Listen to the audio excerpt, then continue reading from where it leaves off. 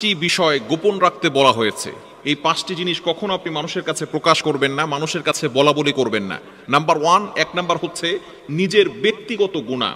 আপনি নিজে যে গুনাহগুলো করেছেন এগুলো মানুষের কাছে কখনো বলে বেড়াবেন না, এবং তারা তাদেরকে সাক্ষী বানিয়ে রাখে, যাতে করে in the day of judgement, কিয়ামতের ময়দানে যদি আল্লাহ তাআলা তাকে জিজ্ঞেস করেন, তাহলে এই সাক্ষী কিন্তু আপনার বিরুদ্ধে সাক্ষী দিবে। শুধু আল্লাহর কাছে তাওবা করবেন, আল্লাহ পাক রব্বুল আলামিনের কাছে ক্ষমা প্রার্থনা করবেন, এবং আল্লাহ তাআলাকে কমিটমেন্ট দিবেন আমি আর কখনো এই ধরনের গুনাহের কাজ করব না। এজন্য নিজের ব্যক্তিগত গুনাহ কখনো মানুষের কাছে প্রকাশ করবেন না। নাম্বার টু, দ্বিতীয় নাম্বার হচ্ছে অন্যের দোষ এবং অন্যের ত্রুটি, অন্যের গুনাহ যদি আপনি জেনে যান, তাহলে এটা মানুষের কাছে প্রকাশ করবেন না।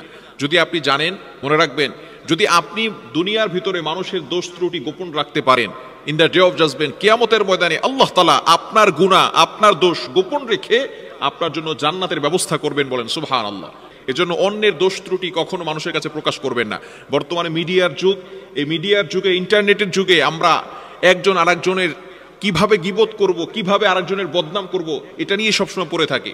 আপনি অন্যের নয়, নিজে কি করেছেন সেটা আপনি দেখেন।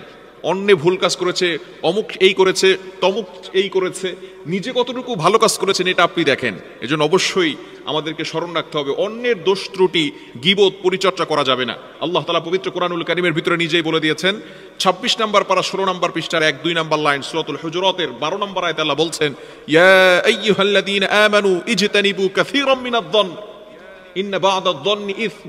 অন্যের ব্যাপারে খারাপ ধারণা করা, এগুলো থেকে আমাদেরকে দূরে সরে আসতে হবে। অন্যের ভুল ত্রুটি জেনে গেলেও, দোষ ত্রুটি জেনে গেলেও আমরা মানুষের কাছে ব্যক্ত করব না।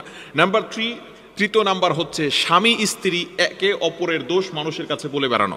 অনেক স্ত্রী এমন রয়েছে স্বামীর দোষগুলো মানুষের কাছে বলে বেড়ায়, অমুকের কাছে বলে, তমুকের কাছে বলে।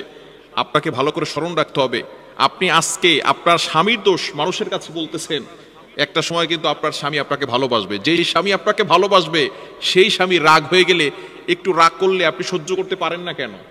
স্বামীর ভালোবাসা ভালো লাগে, আর স্বামীর যে রাগ, স্বামীর যে ধমক, এটা আপনার সহ্য হয় না।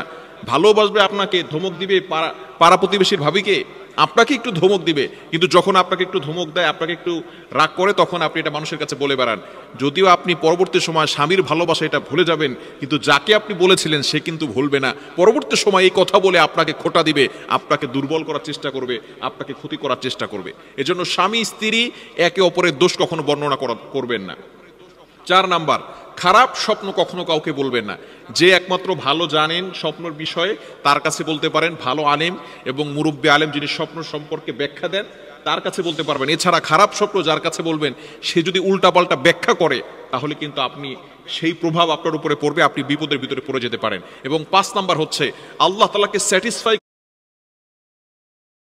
ভিতরে পড়ে যেতে পারেন। এবং 5 নাম্বার হচ্ছে আল্লাহ তাআলাকে স্যাটিসফাই করার জন্য, আল্লাহ তাআলাকে সন্তুষ্টি করার জন্য যে আমল আপনি করেছেন, এই আমলের কথা আপনি কাউকে বলবেন না। আপনি রাতের বেলা উঠে তাহাজ্জুদ নামাজ পড়েছেন, ভালো কাজ করেছেন, এগুলো যদি আপনি মানুষের কাছে প্রচার করে দেন, প্রকাশ করে দেন, তাহলে আপনি আল্লাহর জন্য কি করলেন? আপনি তো মানুষের জন্যই করলেন মনে হচ্ছে। এজন্য আল্লাহকে সন্তুষ্ট করার জন্য আপনি ডোনেশন করেছেন, দান করেছেন, তাহাজ্জুদ নামাজ পড়েছেন, ভালো কাজ করেছেন, এগুলো মানুষের কাছে কখনো বলবেন না।